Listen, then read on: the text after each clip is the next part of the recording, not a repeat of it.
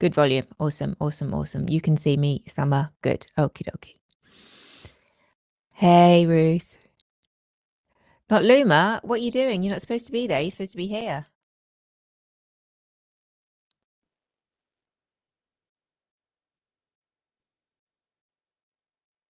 Maybe if I cancel that and I try and add her like that.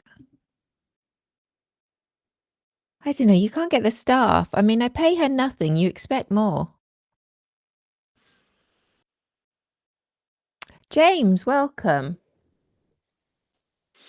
We're just waiting for Laura to sort herself out or not, depending. She's not been well, to be fair. She's been having procedures and the like, so we're not going to come down too heavily on her if she can't join us. We've only got, well, less than a minute, and I'm getting a little bit warm now. Was pissing it down with rain earlier. Oh, the reveal. Oops. And the demolition. So we reveal and then we demolish. Okay, we've got Amy, who may have to leave depending on how the storms kick off in her area. We've got Chris. Hey, Chris. Ore, welcome. And for those of you who don't know the gang, we have got Summer Willen. She is our chief ray of sunshine and my co-host sometimes on a Thursday when we need a Canadian perspective. We have Chris Palomino. She is our awesome artist in resident, former Disney. What's Laura saying? Trying. She's trying. Yes, you are. You're very trying. She's got a reboot. All right. We'll just play amongst ourselves till Laura sorts herself out then. So the team. Yeah, we've got Summer. Yes, we've got Chris, our former Disney artist. Brilliant, brilliant. Democracy supporting, defending. And stripping already, Amy. We've got Amy, our admin Amy, who is completely unpaid, unofficial, and very much loved. And we've got Stacey from California back. Stacey was here when we did our little impromptu shout out to California. Have we got any results yet, Stacey? Do we know if that strange lad, and I mean that with love, who was running for LA mayor, how's he doing? Is he still fighting in second place, or have the good Los Angelians come to their senses?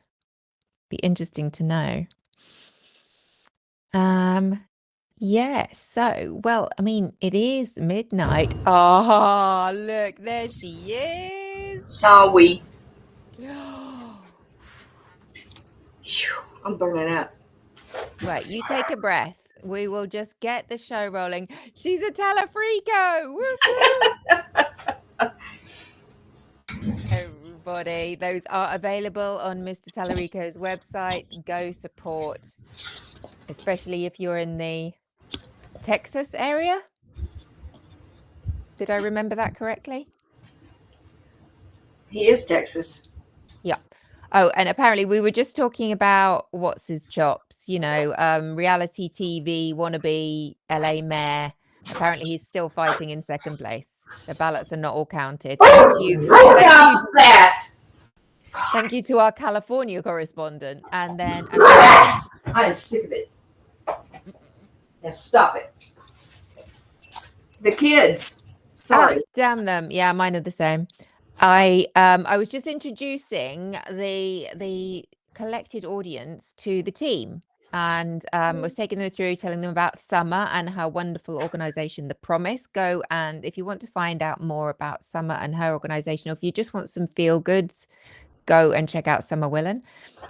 Amy, as I said, is our unofficial, much loved admin. Chris Palomino, our resident artist, for all your democracy defending art. She is on it. And we have Miss Not Luma, finally. Hey guys, finally, right? When she can be bothered. Stop, Mama. being ugly to me. I'm sorry. I just got scared. All right. All right. Let me put the dog. Come on, dude. Right, you deal with the dogs. I'll start Yeah, the introduction. just had to put one up, and then they'll behave. He Awesome. starts everything. We'll welcome Christine in and we will get started. So it is after midnight, ladies and gentlemen, and anybody in between in the UK. I am Mama. She is Laura, not Luma. We are live on Substack and the cafe is open. Can you see the cafe logo all right? Do I need to turn a little bit? Little more. Yeah, right there. Perfect. Little bit. Perfect. Yep. Super. So pull up your comfy chairs, everybody, or your beanbag, grab that warm milky drink or your adult beverage. I've got a tiny Or little your bit, DDP. and I've got my Diet Cola, Aldi brand, because, you know, we're not made of money. We can't be doing the Diet Coke all the time. I actually find I enjoy the Diet Cola more. I'm so sorry, Diet Coke. You know, we were tight, but we are consciously uncoupling, I'm afraid, me and the Diet Coke. I bought a crate of 30. How long did that last me, Laura? Was it 5 days? A week? Not even a week. Yeah, No. 5 days. I think you're right. And I was just thirsty all the time. So whatever the sweetener is in Aldi Diet Cola, it's a lot kinder on the thirst, on the kidneys probably. So what are we in store for tonight, Mama? Oh, we got some surprises. And we got some funsies because it's all a little bit stressful if we don't have some funsies. So welcome to all our new mamacitas in the audience and welcome back to anyone who's been here before. Hopefully I managed to shout hi to you all while we were getting ourselves organized. And as I said, we have joining me my wonderful co-host Laura from the US of A. And we, you may be thinking, where's the third leg of your wonky stool? Well, bless her, she's resting. She's just burning every single candle at every end possible. Our third no spoons left. No spoons. She's got no spoons left. If you weren't here on my last live, check out Spoon Theory. And Summer should know about Spoon Theory because anyone suffering from a chronic health condition, if you don't know how to explain it to people who just don't get it, look up Spoon Theory. It's really helpful. But she's not here. She's watching us. This is Summer in a darkened room. She's like, I'm watching. I can see her. You behave yourself, you two, because we're like three sisters, and Summer's the middle child, and she stops us from fighting, and we're the naughty two. Although our ages don't reflect it, I'm the older sister, like, you know, going out and pioneering, taking on the world, and Laura's the naughty little sister, getting everyone into trouble. Bratty. Yeah, bratty little sister. Always looking for a green light. Nobody will ever give it to me. And Summer's watching us. Look, she says so.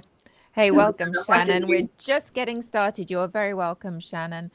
So, before we begin, we just going to check we've done all the housekeeping. And yes. So that's normally we're a transatlantic triangle, but tonight it's just the two of us.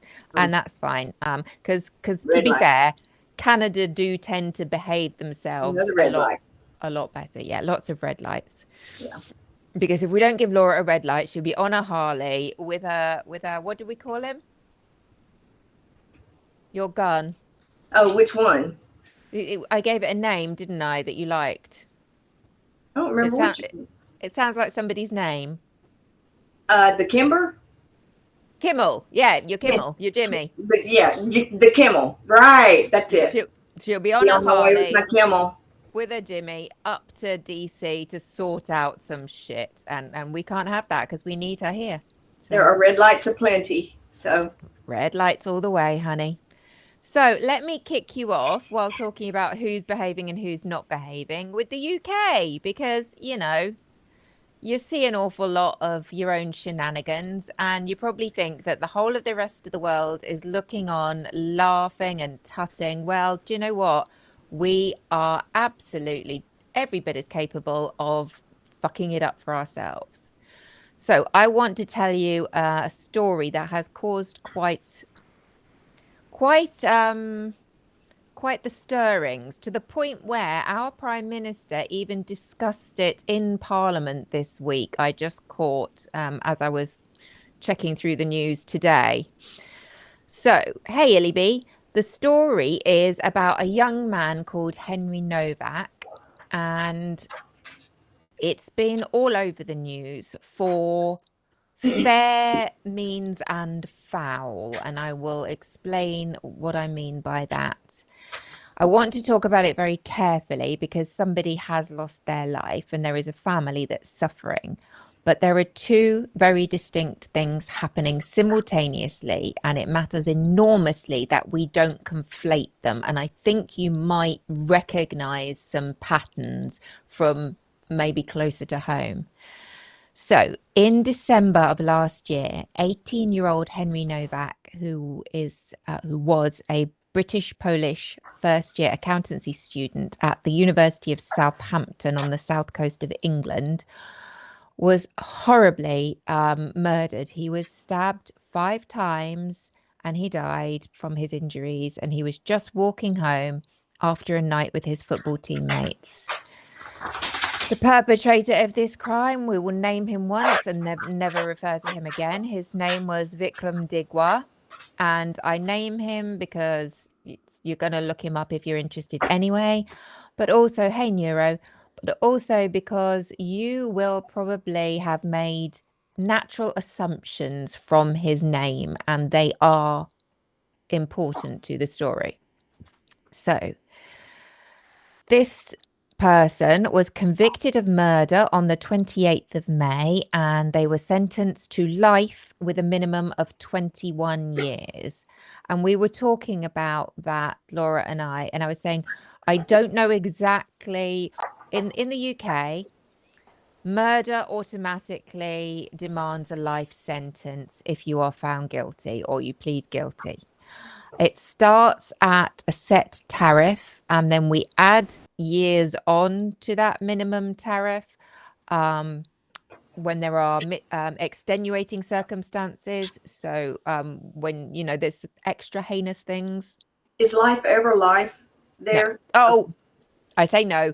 Yes. Okay. We do have whole life sentences, and there are about a dozen people throughout the country, mostly men, who have got a whole life tariff. And there has to be those really extra, like Heinous. things that might make it eligible for the death penalty in death penalty states. Yeah. It's like that. So, children, multiple victims, the really bad stuff. But yeah, there are a few.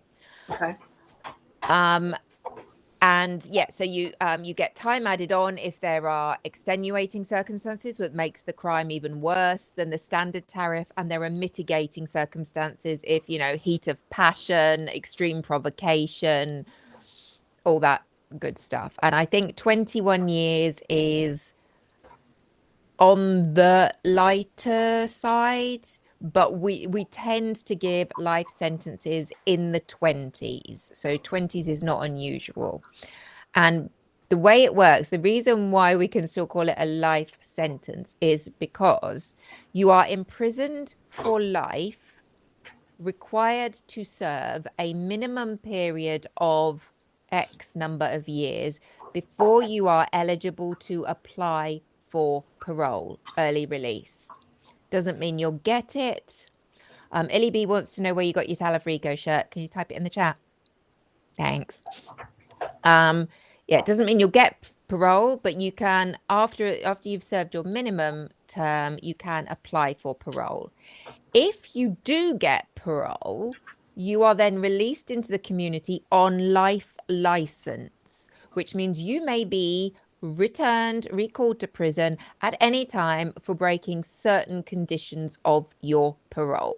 So that's why it's a life sentence. Once convicted, it's with you for good. That's it. You behave, or you stay inside.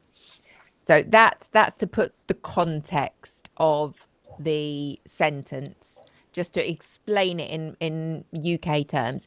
There are people in prison for 30 plus years, sort of the 30 to 40 years, rarely more than 40 years for a life sentence. And the 30 to 40 is less common than the 20 to 40. And sometimes it can be between 15 and 20 years for a life sentence, which never feels quite acceptable. So far, so straightforward. Have I confused you all? Have I left you all back at Southampton? You see what Solly's doing? You see what he's doing? Solly bug, quit that. See, they're all. Is it a full moon? I'm I gonna think, have to check. there he goes again. That's too funny. Yes. So that's where we are. A young man was murdered just walking home with his mates by another young man, and that person has been found guilty and sentenced to a life sentence with a minimum of 21 years. Thank you, ladies, for putting James Tallarico's store details in the chat for anybody who wants to look as awesome as that. And I never know which side Laura shows on. You're on that side on my screen, but I don't know if, because sometimes I watch it and it's switched us round. So Laura, so whichever one of these fingers is right, that one. If you want to look that good, you go to that website. Okay. So yes, so far so straightforward. If the UK criminal system is a little bit complicated and a bit different to the US. So a young man, whole life ahead of him, is dead. No messing with that. His family are devastated, as you would imagine. And some degree of justice has been served. I'm sorry, they're all having to say in what position we are on their screen. Oh, sorry. Yeah, we have to do this. So right. Yeah, and they're all different. Everybody that's listed is different, I think. That's so funny. I love that. Okay, I'm sorry. Well, you know who I mean. Her in the white. Who? If you, I'm telling them. They know who I mean. Her in the white. If you want to Yeah, look that the good, Talafrico. Okay. you need to go. If you want to be a Talafrico, you need to go to James Talafrico's website. We are not paid or sponsored in any way by James Talarico. We just think he is embracing the nonsense in a beautiful, beautiful way. Paxton called him a Talafrico, and he monetized it, and that's why I bought it. I thought we that was are here for that all day. And I gave him a $10 donation to boot. Nice, nice. So there you go, ladies and gentlemen. So back to the sad story. Two things have kept this story in the headlines. One is legitimate, the other very much not. The legitimate outrage comes from, this is not just a random chaos meeting between a good guy and a bad guy and the good guy ends up dead. Unfortunately, police body cam footage, which was shown during the trial, revealed that when the police arrived on the scene, the perpetrator told them that the victim had racially abused him. Novak was white, the perpetrator was not.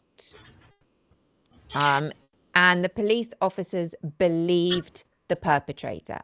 And rather than treating the bleeding, dying young man in front of them, they handcuffed him. And you can hear him saying on the footage, and I know this is going to hit hard for a lot of Americans, I can't breathe. Yep. It gets worse, because it always does, because a young man is dead. An officer responds, and I really want you to hear this. When Henry suggested that he'd been stabbed because he felt it, the officer said, quote, "Don't think you have, mate." Moments later, Didn't check him, didn't bother to turn him over. Henry lost consciousness and died. And in the UK, we have an independent body called the Independent Office for Police Conduct, and they will and are investigating what went wrong. And as of yesterday, as of the latest I heard, one of the officers involved has resigned, but that's all we know. In terms of the perpetrator, the murderer, let's call him what he is, the Attorney General has been consulted and is on the case. Do you remember a little while ago we talked about the unduly lenient sentencing scheme, where anybody, you don't have to have standing, any member of the public can write to the Attorney General and say, whoa, 21 years, that's a little bit outrageous, and the Attorney General will look into it. Doesn't mean the sentence will increase, but they will look into it. At least they look at it. Yeah. Wow, that's so both those things, the Independent Office for Police Conduct and the Attorney General review, both of those are absolutely right and proper and should be happening, and they are happening, and that is good. And my heart goes out to Henry Novak's family. Now, I have a confession to make, because I'd heard the story kind of just in headlines flashing up on my phone. I'd not really paid much attention to the story because, you know, my gaze is often elsewhere, the other side of the Atlantic. across the pond. But I had heard about this ceremonial sword murder. And I'm thinking, you know, a great big katana like the Japanese samurai sword. Right back there. And that's, yep, that's exactly what I'm imagining when I just heard that in you know, just in the back of the background noise. And I'd not really connected that these were the same two stories until I heard about the disruption in Southampton and looked in to see what the hell was going on there. Well, that's all thanks to the media that I thought that there was a ceremonial sword murder, because guess what? There wasn't. There was a murder and somebody had a ceremonial sword. The two did not affect each other. Let me explain what I mean. So what actually happened was the murderer was indeed carrying a kirpan, which is a small ceremonial blade, and it's one of the 5 articles of the Sikh faith. It was worn correctly under his clothing around his neck. He was entitled to carry it. And while we do have strict laws on carrying bladed items in the UK, certain bladed items are go under the exemptions to that rule, and the kirpan is one of those. But he was wearing it appropriately under his clothing, as it should be. The weapon that killed Henry was not this ceremonial sword that was minding its own business under the chap's clothes. It was a separate, large blade, 21 centimetre long knife that the court explicitly ruled was nothing to do with the kirpan exemption. He should not have had this weapon. It was illegal. Even the Sikh community, who have unanimously and unequivocally condemned this murder, reiterated that this kind of weapon falls under the label of a kirpan in no way whatsoever. So, little kirpan, worn appropriately as part of Sikh tradition, not part of this story. It just happened to be there. Do you know how large or small that kirpan is? Well, it hangs around the neck, so I think it's only about, I think it's like a Scotsman's dagger that he might wear in his sock. It's just a little short thing. Like a pocket knife. Yeah, and we have rules on those though. You can have pocket knives, but they can't lock. Yeah. And then I don't know. The rules have changed on bladed items because people got a little bit stabby, and we didn't like that. You know, yeah. Yeah, yes, Illy B, sorry. Thank you to the team covering that. Yes, they are. That has been referred to the unduly lenient sentencing scheme, and many screams for that to be referred, and yes, it has. But The media would love you to believe that this is a problem with the Sikh community. They would love you to believe that this is one of those terrible foreigners attacking our poor British-born Polish guy. I don't know how they square that, but they do, because he's the right colour foreign, apparently. So, if you hear this being referred to as a ceremonial sword murder, please understand that that is at best lazy journalism, and at worst, and far more often, a deliberate conflagration designed to hand the far right a weapon with which to beat everybody they don't like. Here's the thing. Our friends, in inverted commas, on the far right are very much an equal opportunities hate organisation. They don't just hate the Muslims. Obviously, they do, but they're, anybody is fair game as long as you look a bit different, pray a bit different, love a bit different. You get the general idea.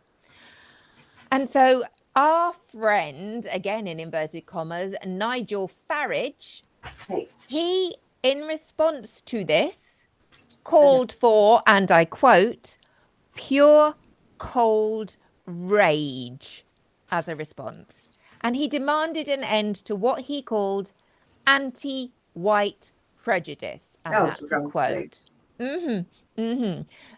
Tell us you've got white privilege without knowing it, please, Nigel. Tommy Robinson, we've mentioned him before, little Tommy 10 names, real name Stephen Yaxley Lennon. He held a rally in Southampton, which is what got onto my radar. And the two-tier policing dog whistle is back, being blown as loudly as possible. Now, when Laura and I were discussing this, she wasn't familiar with what I was talking about with the two-tier policing dog whistle. And since then, I'm 64 years old, never heard that term in that context, dog whistle. And I read it on somebody's Substack yesterday.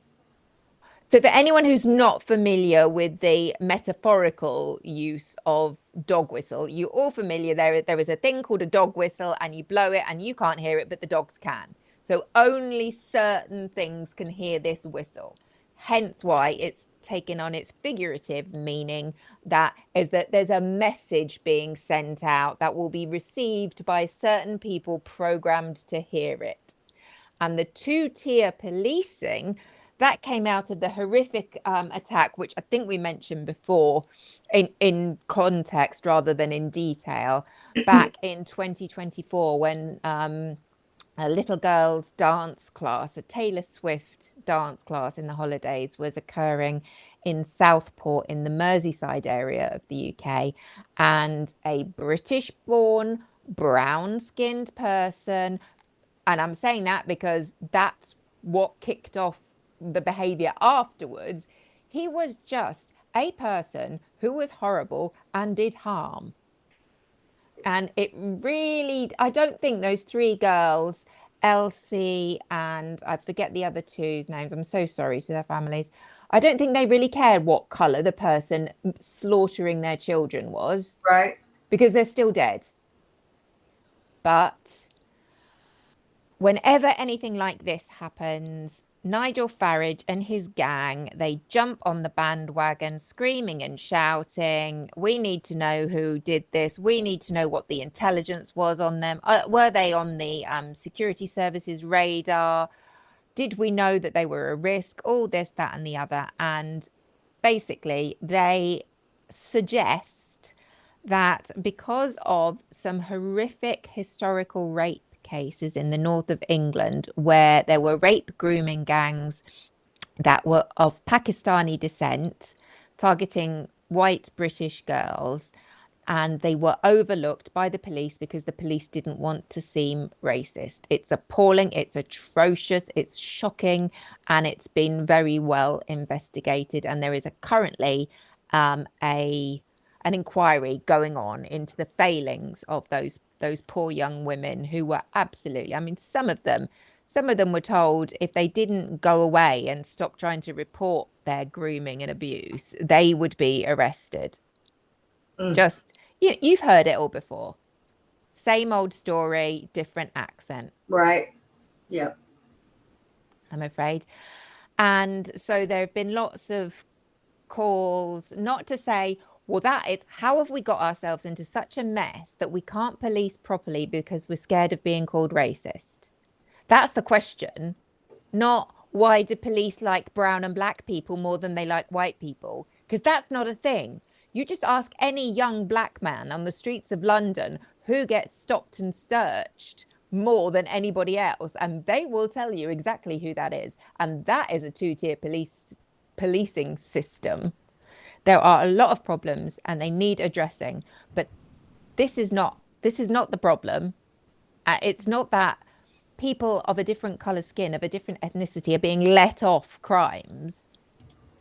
None of that is happening, but the right want us to think it is. The right want us to be scared of people who are not like us, so we stop looking at the billionaires and trillionaires who are hoarding all the money and really making our lives misery.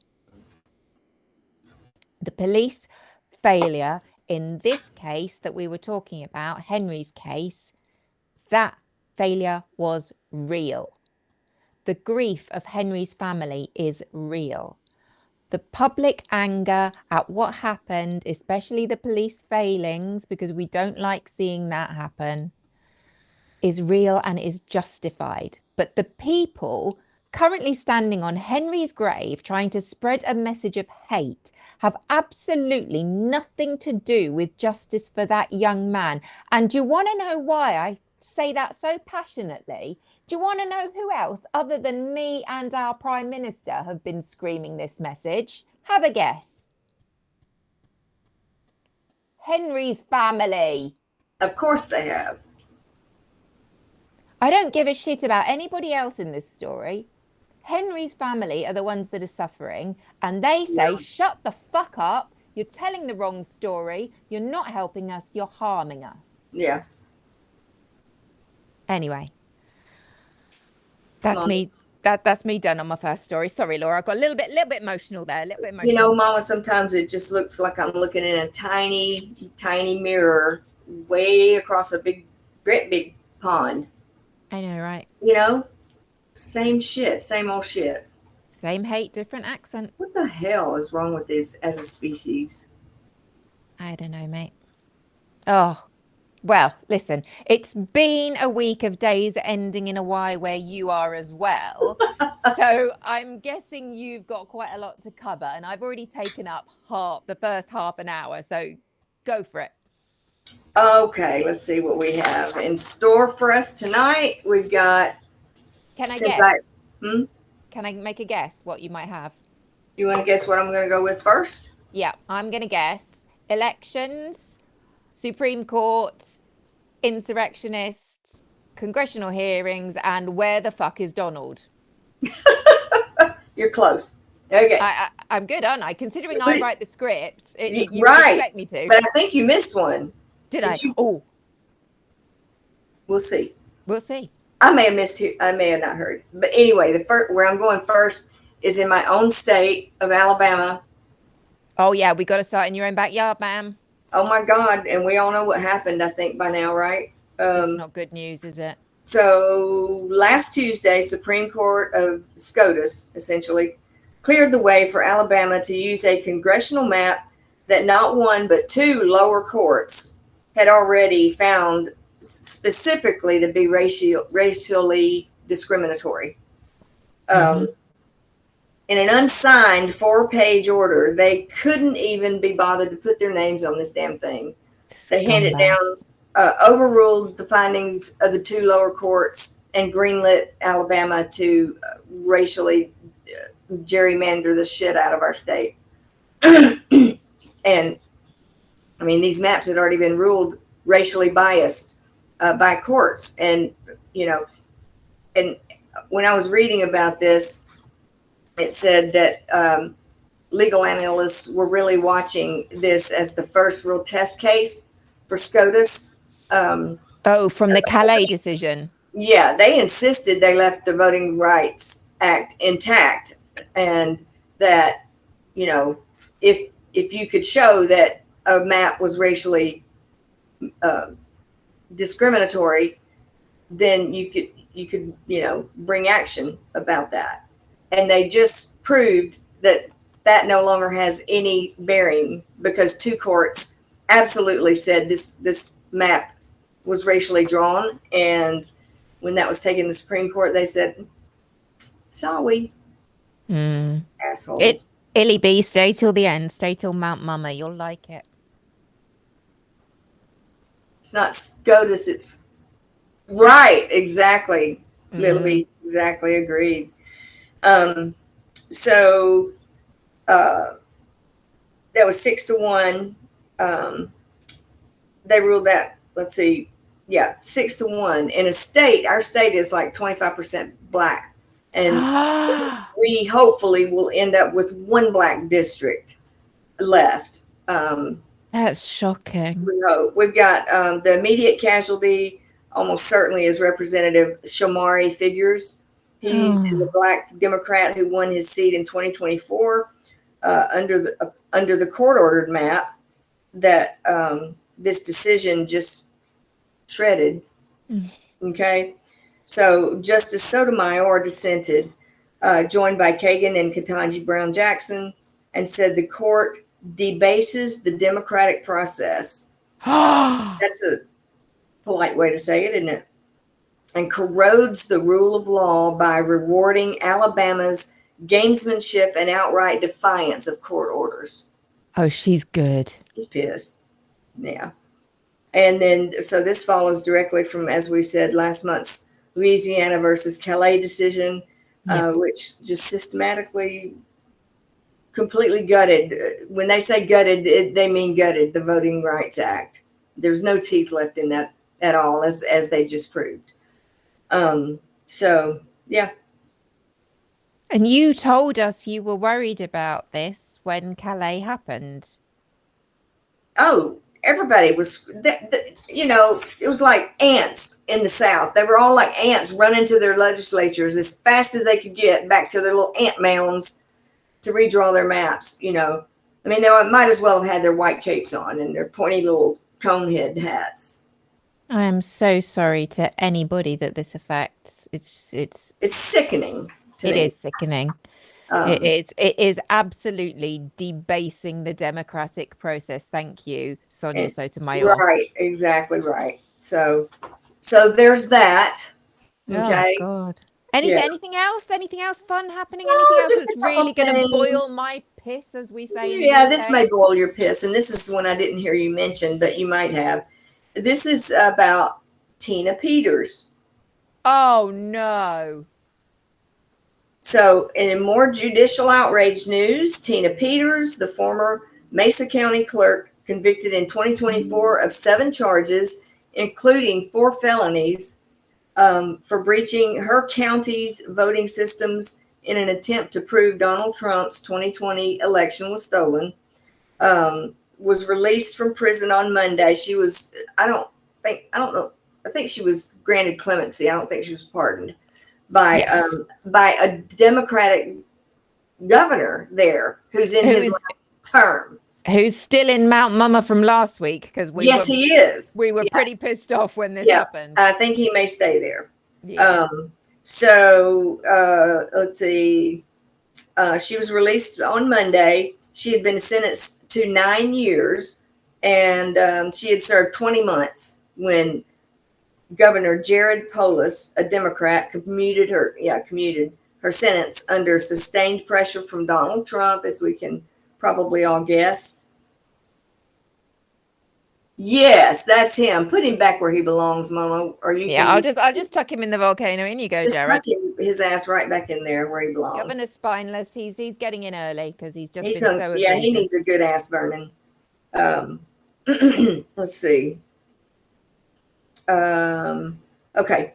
So he commuted her sentence under sustained pressure from Trump, despite previously saying that he would only consider clemency if Peters expressed genuine remorse. And do you think she expressed any remorse, Mama? I just feel like I'd have heard it if she did. Was she a little bit sorry? Not even a little bit. Oh no, what she done? She didn't express genuine remorse. the Colorado Democratic Party has formally censured their own governor for this decision. Good. Yeah. Colorado Secretary of State called it an affront to democracy. Amen. I mean, it just green lights. Green light? Did I hear somebody say green light? No. But it green lights essentially anybody, even state level election officials who, hear this and they're like, oh, well, I can fuck with this election and get away with it, because Donald Trump will force the state governor to get me out of this. Right. That's essentially what he did.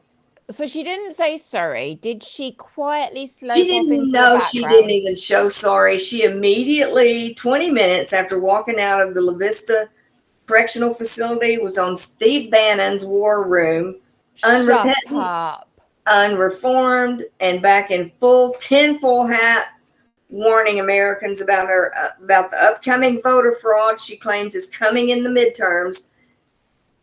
Now, she hasn't learned. If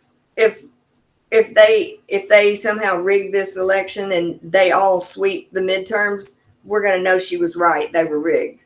Am I right? All right. Yeah, but I don't think she's thinking along those terms. She's prepping. She's prepping for the big blue wave, right? Yeah. And she's already putting that shit out there 20 minutes after walking out of prison. Still on the voting machines? Yeah, absolutely. She's, let's see. Yep, the voting machines, she says, are still out there, still flipping votes, still waiting.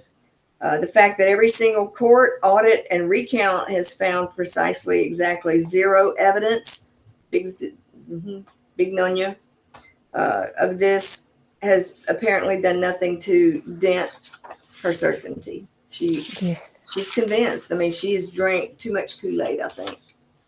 Jesus, hasn't she just? Yeah, she just has.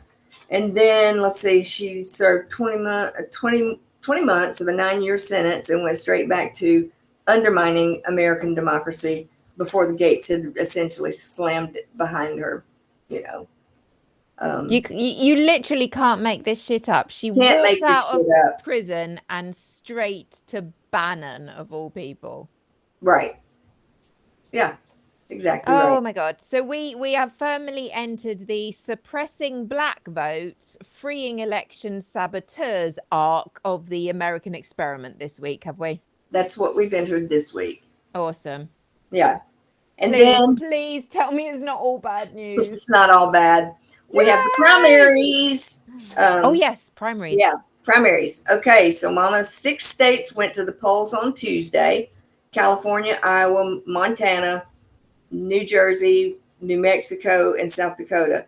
In the headline, the big headline, Donald Trump's endorsed candidate, Randy Feenstra, for governor of Iowa. What do you think happened? You think he won? Yeah. No, he did not. Oh. He failed miserably. Yeah.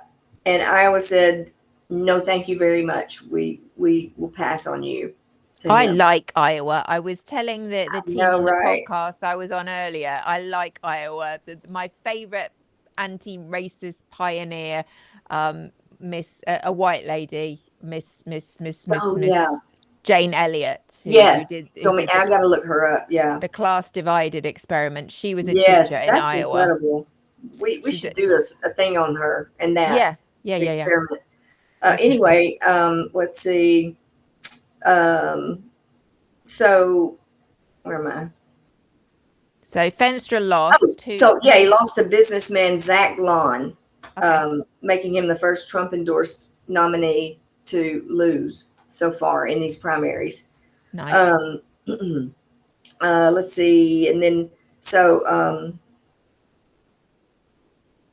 no Senate candidate, no House candidate. He's the very first to lose.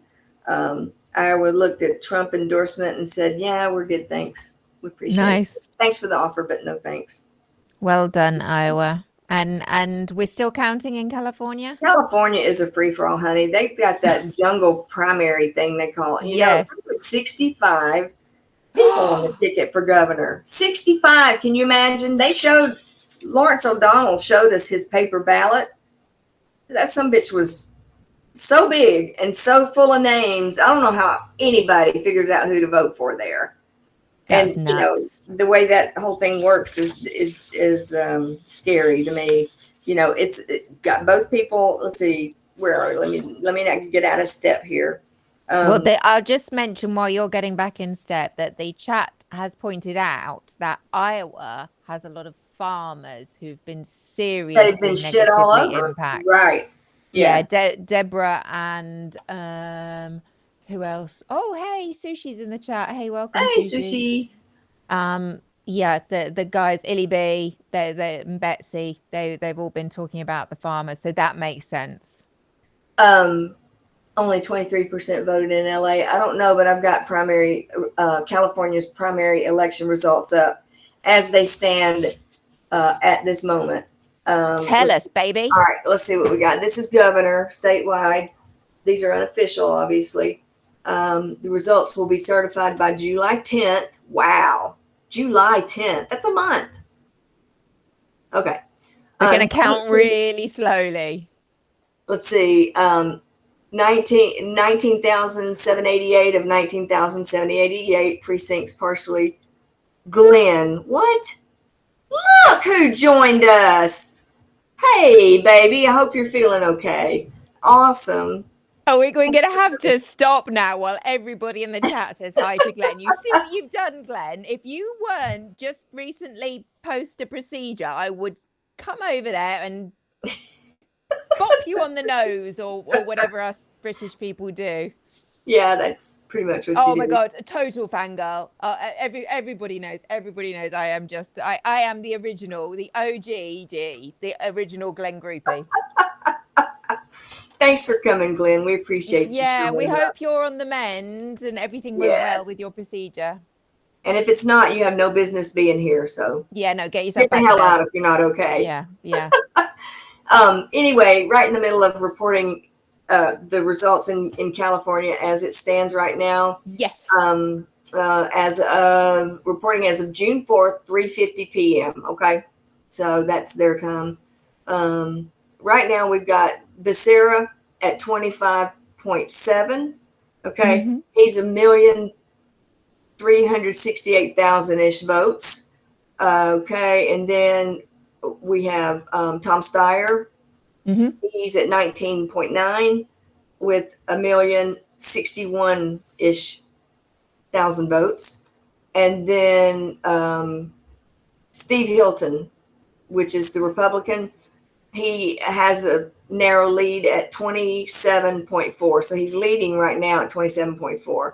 He with almost 1,500,000 votes. And which one is the British guy?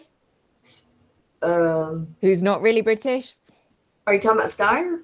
I have no idea. Anybody know who the British guy is? Who just he shouldn't be here. Really, he shouldn't be there. I know who you're talking about, but I don't know his name. So who's the top three at the moment? No, it's top two, isn't it? Well, the top two. Well, so I mean, this can change. This lead is very, very close. So we've got Becerra at 25.7, and then we have Steve Hilton at 27.4. Stacy, who's from California, who knows, and Illy B confirmed. Steve Hilton, that's right. I remember. Yes, and he Anne, is. sorry, I missed Anne. Anne mentioned it. And Glenn said we're good to carry on, by the way, so we can carry on. Okay, thank you. Well, I go all starry-eyed and forget who I am and where I am. So the thing now, Lawrence O'Donnell, and I'm sorry, Glenn, but Lawrence O'Donnell is my heartthrob right now. I love that man. He very specifically on his show was talking about he took these numbers and he looked and he said, so, Steve Hilton has the 500,000, right? Then we're going to end up with probably him and Becerra against each other. But then everybody who voted for Steyer, which is 1 million something votes, are going to come over 1,061,000 votes. at 19.9%, very likely all of those will then be cast for Becerra. So Oh he's Lord. gonna blue wave, I mean, I can't imagine that wouldn't happen. Who else do I need to look up? We got Oh, Lieutenant just tell us how Spencer Pratt, reality TV villain, is doing in for the LA mayor. mayoral Oh race. my Yeah, goodness. because Okay, we all let's want to see. know. That is here. Okay, let's see. Oh, I love There's that. While that. you're looking, Neuro says they've been slowly Here we go. steering their So dad to Substack because of Glenn and Joy Reid. Isn't that lovely? yes, And and they HCR, your baby. they'll be. Oh yeah, Your HCR. I BFF. love me some HCR too. Okay, so in LA, incumbent Bass has advanced to the November runoff, but became the city's first sitting mayor who failed to earn the 50% of votes needed to avoid a runoff since 2005, 20 something years, 21 years. Wow. Nobody's failed in the mayoral race to get 50%, but she had 35% of the vote. She could face off against the Hills reality star Pratt, who holds 29.9% of the vote. What is wrong with people? Have you not Seriously. learned reality stars don't necessarily make good leaders? I'm just saying. I'm Exactly. just throwing that out there. You may have experience of when it's not worked out so well Is he that running you as might want to independent? draw on. Is he running independent? Yes. Okay. Yeah, he's probably a plant. Yeah. He's probably getting the Republican votes that Republicans don't want to cast for anybody else, but they can't bear to vote for an actual Democrat that might get shit done. Oh, I've had enough. I've had enough. Okay. What else you got? Moving on. Oh, I'm so glad that Glenn's with us now because we've got a fun new segment which we may have to repeat, but we'll see how it goes down this time. So, We do. Laura, tell us who's been performing this week on America's Got No Talent. Okay, so we've got Marco, our favorite little Rubio, spent 2 days and 4 hearings on Capitol Hill this week. His first testimony since the Iran war, that is definitely over, but maybe it isn't. And since it began, but maybe it didn't. Okay, yeah. Oh yeah. I mean, who knows really? And the ceasefire, Mama, what'd you say the ceasefire means now? What? There's a new definition. Oh yes. Oh, Chris posted it in our Discord server. It means a different thing in the Middle East, apparently. The cease in and fire in cease fire, they don't translate apparently into Persian. It means less. It means decreased bombing and shooting. Apparently, there. That's what the word cease means. Who knew? According to the Orange Leader. According to DJT, that right. He be knowing. So, okay. Senator Booker, I love that guy, pointed out that the strongest nation on earth appears to be in a stalemate with Iran, which Marco found deeply offensive, possibly because it's completely true. Honestly, this, for God's sake. He also confirmed the U.S. is sitting on a warehouse full of contraceptives in Belgium meant for women in war zones, some of which have already been destroyed. No. Because apparently that's okay to do now. And then when he tried to filibuster Rep. Keating in yesterday's House Foreign Affairs hearing, the chair refused to let Keating reclaim his time, to which Keating simply looked across at the chair and said, "What comes around goes around, Mr. Chair." I saw that. That was so beautiful. Oh, yeah. So and he's our first act, little Marco. Well, all I've got to say is... no talent. Next. Next, we've got Mark Wayne Mullen. He's a Marky Two Names. Little Marky Two Names. A man who promised to be a steadying hand at Homeland Security. Oh, God. Spent his first Senate hearing this week refusing repeatedly to commit to following court orders. He did. He continued to just repeat, I will follow the law and I will follow the Constitution. And when asked if he would follow court orders, he would repeat, I will follow the law and I will follow the Constitution. And that's all they could get out of him. And they were like mortified. They kept looking across and like, you guys are okay with this? Ridiculous. Isn't it? I mean, it is insane what's happening here. I'm just, what do you call it? Gobsmacked. Yep. I'm gobsmacked. So let's see. Yeah.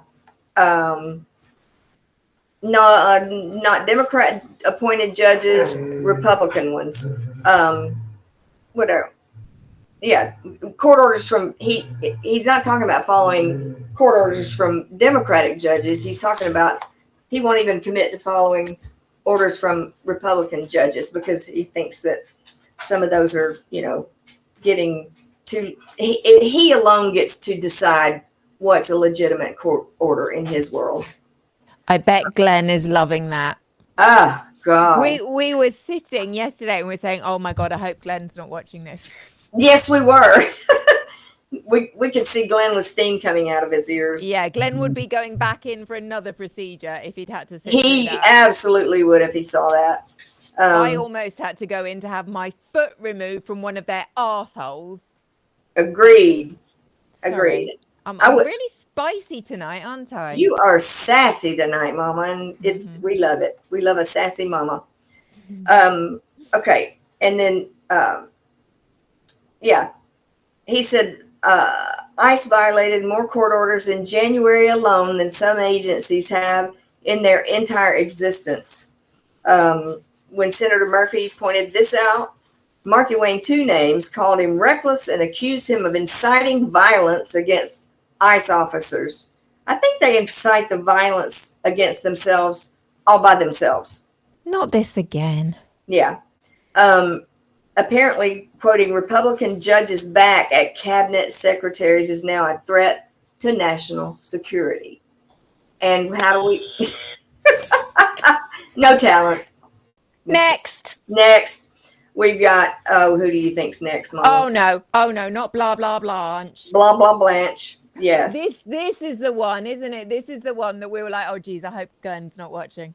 Oh, I think so. Yeah. Oh, yeah. So, okay, here's Todd Blanche. Oh, yes. Oh, are you ready? Are you ready, folks? I'm ready. Here's Todd Blanche. He's the acting attorney general testifying before the House Appropriations Subcommittee this week. And it goes a little something like this. Laura is going to play the part of Blanche. blah, Blanche, and I am going to be the congressperson. Okay. So here we go. I only like the color red. Sorry, say that again. I only like the color red. So you're saying, acting attorney general, that you don't like any other colors? I did not say that. That's not what I said. When I say that, when did I say I don't like any other colors? But you said you only like red.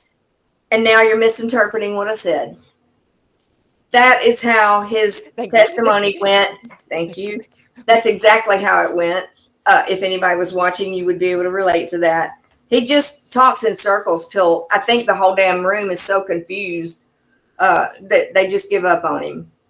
It was ridiculous. Betsy really 5231 says she needs some catharsis of watching steam blow out Glenn's ears. Well, I have it on good authority from the man himself. Not that, we chat an awful lot. He's very bad at that. Right, he is. From his Substack that he is popping on later tonight at 9:00. Yes, he is. He said he misses his community meeting and he is going to be there. And we are all looking forward to that. We will absolutely be out of here in time for that. I promised we'd finish before that. If we don't, then we'll have been on for 2 hours. And that's more than any of us can take. Oh, yeah. Yeah. Okay. Next, we have the amazing disappearing president. Oh, God. He turned up, though, didn't he? He turned up. Yeah. And I don't think there was any real accounting for where he's been or what he's been up to, Tell us what happened. Okay, so the amazing disappearing president, DJT, visited Walter Reed for Glenn's on at 8:30. Glenn tells us. Oh, Glenn says it's 8:30. Okay. Yeah, so speed it up. We're at 7. We're almost there. Okay. Yeah. Disappears, shows back up. We don't know where he's been. How's that? Yeah, yeah, that's pretty much. And then, am I right in thinking that Stephen Nosferatu Miller managed to resurrect his rotting corpse, and on we go? Yes, he did. Yes, he did. He resurrected that asshole. Should have been green lighted. Y'all should have green lit me for that one. I could have taken care of 2 at one time. I'm so sorry. So we really have not got time for little things like the war in Iran, the Epstein files, or the latest outrages at Delaney Hall. Yeah. Could you summarize for us briefly so we're not missing out? Okay, we're still at war with Iran, or Right. maybe we're not. The ceasefire Okay. is still in effect. Yes. Or maybe it isn't. No. The peace agreement is either imminent Great. or not really. No. Not really a big deal. And Donnie and BB are either definitely still besties or Yes. currently on break. Oh. Blanche is still gatekeeping the Epstein files like they're his own childhood diaries. And our latest great white hope, Governor Mikey Sherrill of New Jersey, is proving to be just another crappy white disappointment as she allows local and state law enforcement to effectively run cover for ICE agents, defending the hellhole that they call Delaney Hall. I call it Delaney Hell. Yeah. But other than that, it's pretty much business as usual. Yeah, no change. Nothing much to report. Wow. So I don't know where to go after that. I don't know where to go after that. I know. It's not just the USA that's suffering, right? Oh, yes. You want to talk about that? Yes, Albania? You want to tell us about Albania? The Trump tentacles are far-reaching. I'm sure you've all heard about it by now, so I'll whiz through it because we don't want to clash. Okay. So, Mamacitas, Laura mentioned that it's not just the great orange one of the Trump family that is pissing us all the hell off. Those Trump tentacles are reaching into what I can only describe as one of the most genuinely beautiful and unspoiled corners of the Mediterranean. If you haven't been there, I haven't been there, but I worked at the hospital with a wonderful nurse who was from Albania, and it's just beautiful. Or it was. Now, I know what you're thinking. Albania, really, really. Yes, Albania. Stay with me. This has everything. Jared Kushner, currently serving as special envoy for peace in the Trump administration, because apparently that's the thing that's allowed, and he's doing it out the good of his own heart, I hear. And Mrs. Jared Kushner, the Make-A-Wish president's daughter, have decided that what they really, really, really want for Christmas is a 1,400 hectare private island in the Adriatic, as you do. And as you do, especially if your dad is mixed up in a massive scandal involving a private island. I saw, is it Jen from the I've Had It podcast talking to Jim Acosta, I think. And she was saying, if you wrote this in a story, people were like, no, you've gone too far with the private island. Right, we're not going to believe it. No. Yeah. So Sazan Island, former Cold War military outpost. It's in the Adriatic Sea, not the Mediterranean, Miss Ivanka. Ivanka, is that her name? I forget. I just call her whatever you want to, baby. Oh, I've got a name for her coming up later. You're going to love it. It's sitting inside a protected marine national park. It's not just any old piece of rock in the middle of the sea. It's home to flamingos, sea turtles, and seals. Naturally, the first thing you think when you look at somewhere that beautiful, idyllic, and full of nature is luxury resort. Yay! The project, worth somewhere between 1.4 and $4.6 billion, depending on which receipts you're looking at, also includes construction on the protected Vjosa Narta coastal wetlands on the Albanian mainland. That just hurts me. That hurts me so bad. It hurts me too. Hey, Tamara.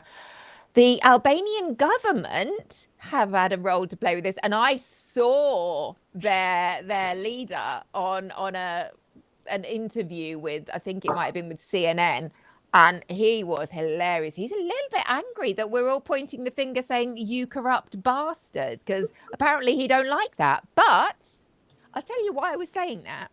Because the Albanian government helpfully changed the protected status of the land in 2024 to accommodate anyone who might be shopping nearby. How convenient. And Ivanka, bless her, was asked about the project recently. Have you seen the interview? If you haven't, don't. If it starts to come on your telly, switch it off. That's all I can say. Yeah. She said, let me just, are you all listening? Yeah, you're listening. Shush, shush. Who's that? Maggie? That's Ricky. Ricky, shush. He's just. Ivanka says that this represents, quote, the culmination of all my experience in real estate, all of my travel, a lot of reflection on how I want to live, how I think people increasingly are wanting to live.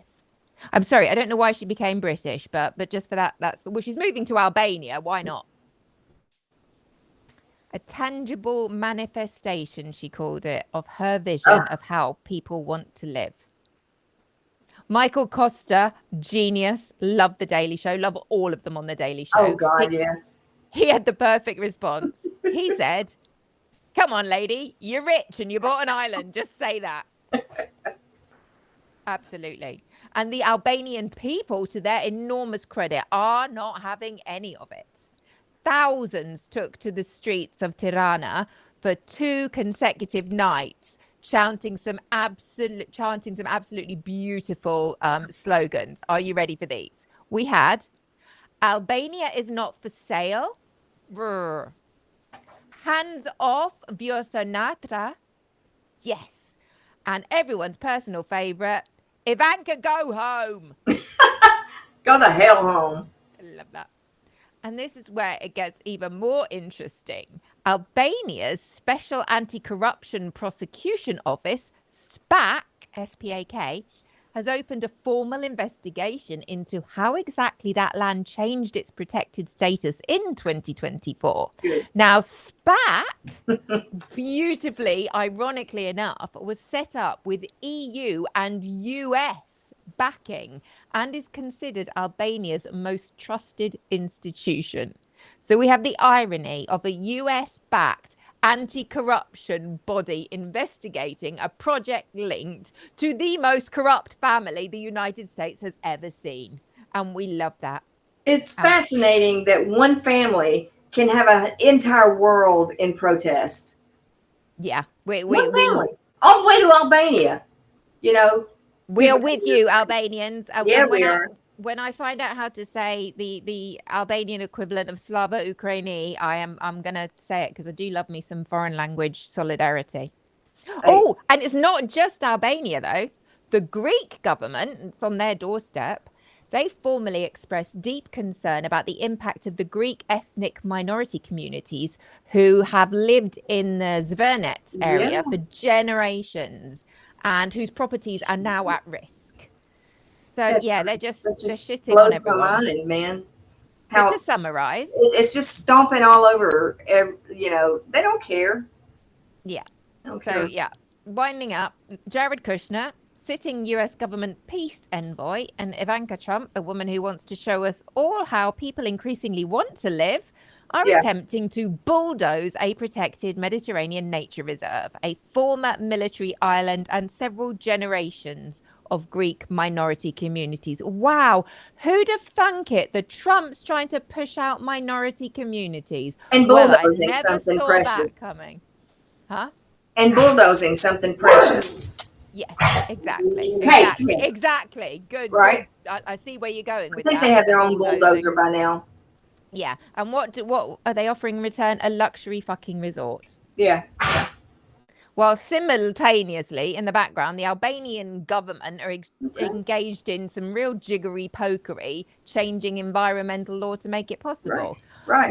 And if you've seen the videos, they're horrific. There's video footage of private security contractors dragging protesters off cliff edges. And at the same time, they've got an anti-corruption investigation being opened. So I don't know where this one's going to go, but we'll all be... They should. Deborah says Albania should kick them out. They should really be banned from Albania. Well, when we finish sorting you guys out, we'll all head over to Albania and help them. Yep. Or maybe vice versa. Maybe Albania will kick them out and come over and help you. One way or the other. I hope somebody can help somebody, because I'm not feeling real hopeful at this point anymore. I hear you, but do you know what's going to cheer you up? Mount Mama. Mount Mama. It's the part of this Thursday show that everybody looks forward to. It's the part where I stop incessantly talking. And you're all here for that. You don't really care why that is, just so long as it happens. And back by popular demand, we have Mount Mama. Mount Mama. Now, before we start... Usual caveats. Are you all listening carefully? Mount Mama is a metaphorical volcano. Any similarity between our volcano and an actual volcano is entirely coincidental. No actual volcanoes were harmed in the making of this segment. We do not condone violence of any kind toward any person, volcanic or otherwise. All eruptions are performed by trained professionals. Please do not go pushing anyone into any volcanoes, however tempted you may be. Do not attempt this at home. Right. Got it? That's out the way. Put Ivanka in the volcano. We did. No, quiet, dude.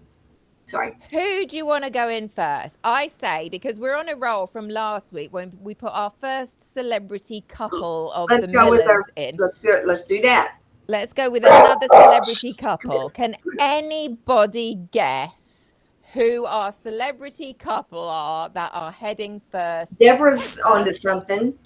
What's that? Put Ivanka in the volcano. Oh, I maybe I will. Who have I got here? Oh no!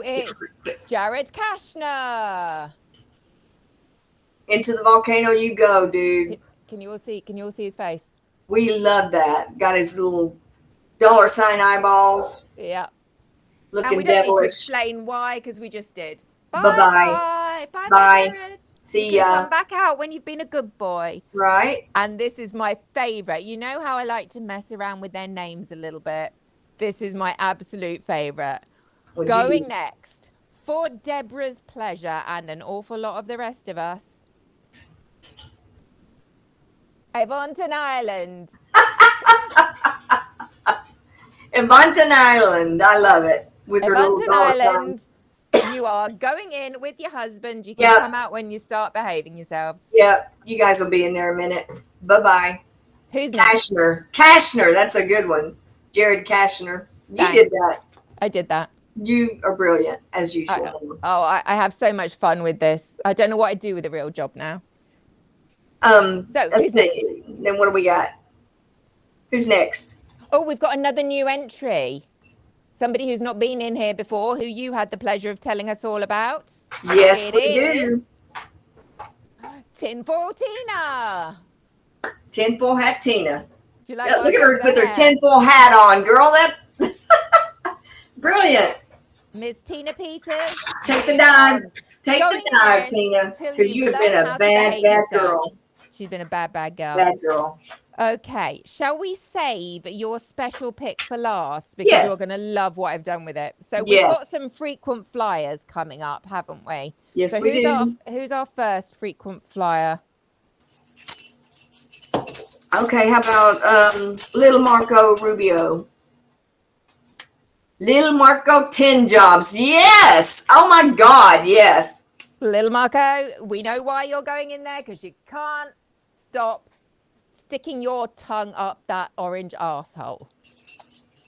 Next, please. And wearing big ass shoes. Next, we've got little Marky 2 names.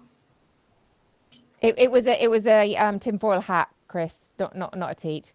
Sorry, who's next? Little Marky, 2 names. Oh, yeah. Teat. Little Marky, 2 names in his wrestler MMA outfit. gear, ready to roll around on Trump's lawn. Yeah. Bye-bye. Bye, little Marky.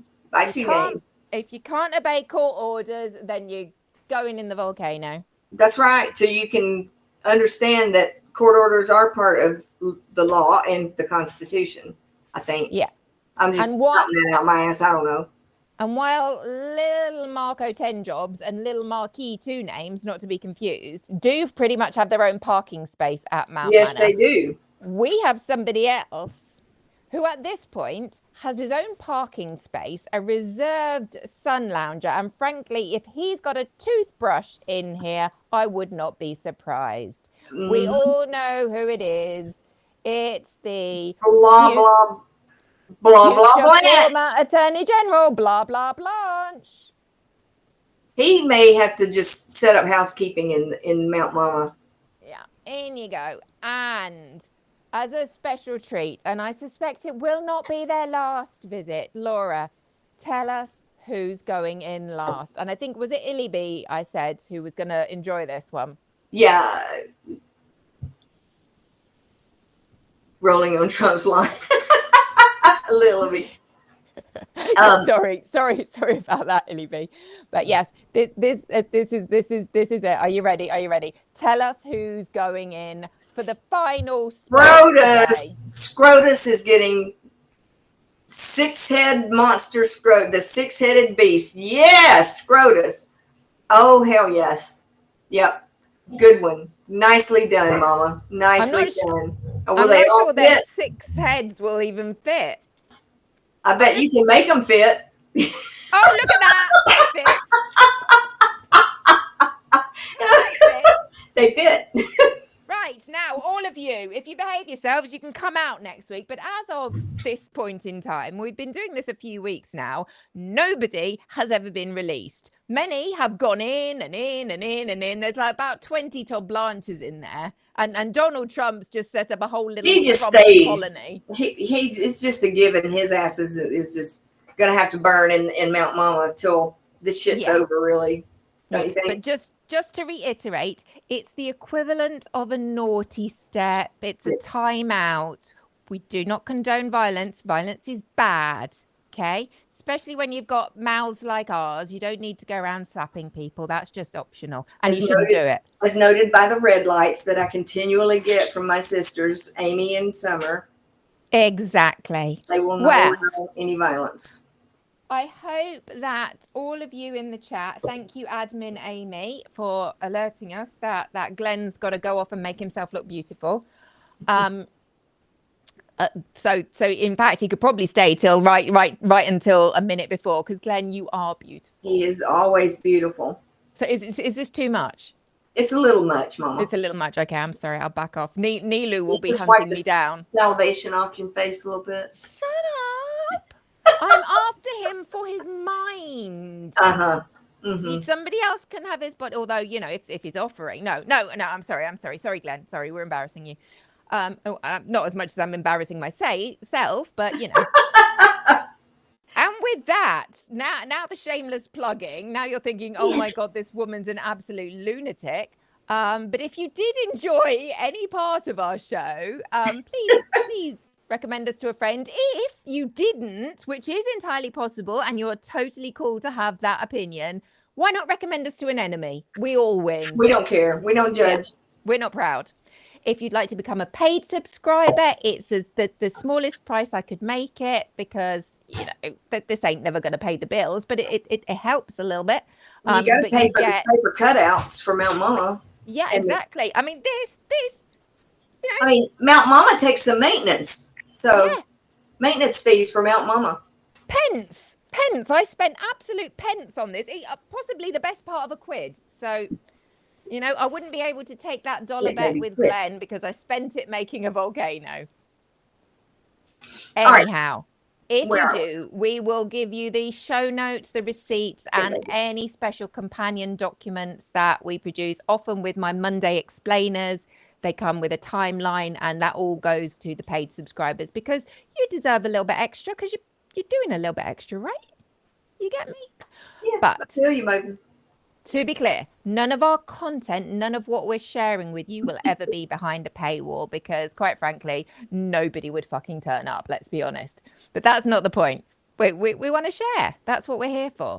So this brings us to the sensible part. Only a tiny, tiny bit sensible, but sensible nonetheless.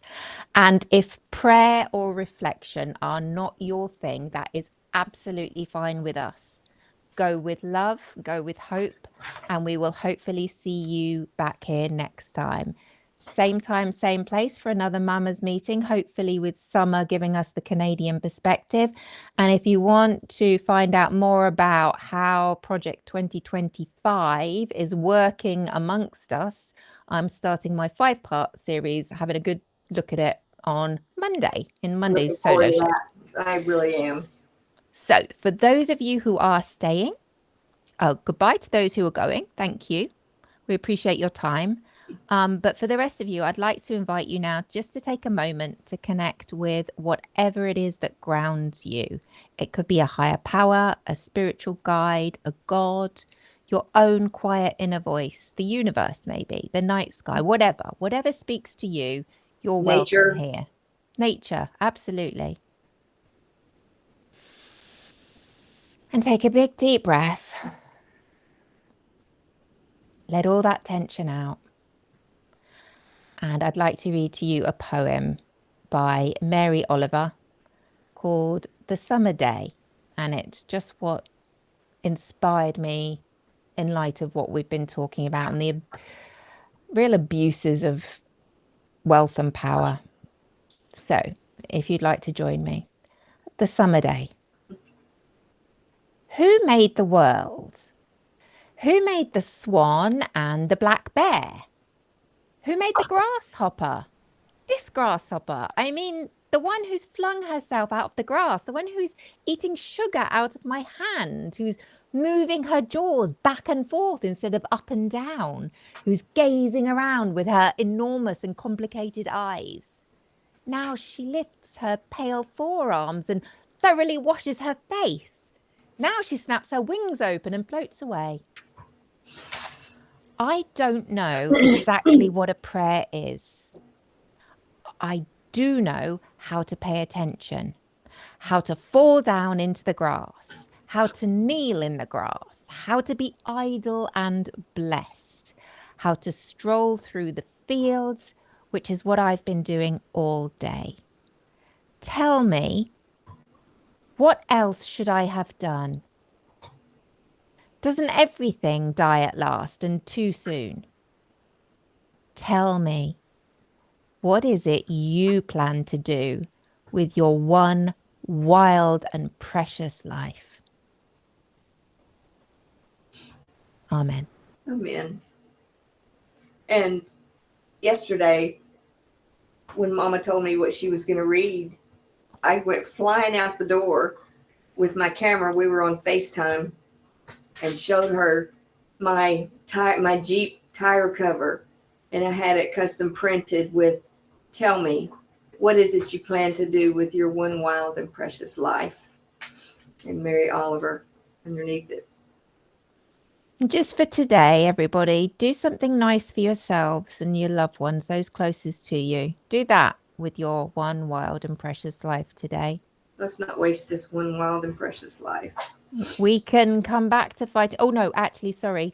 Tune in to Glenn in about just under 10 minutes and then go do something else nice with your family. And then tomorrow we can all start fighting justice again. Is that all right? Are we agreed? Sounds like a game plan. Is that a plan? Are we all good with that? Yes. Good to go with that? Excellent. Good. Right. Well, in that case, we are at the class dismissed stage of proceedings. I have been Mama. I have been Laura, not Loomer. And we very much look forward to seeing you next time. But for tonight, I'm afraid the cafe is now closed. Night, Good night, guys. everyone. See you at Glenn's. See you in a minute.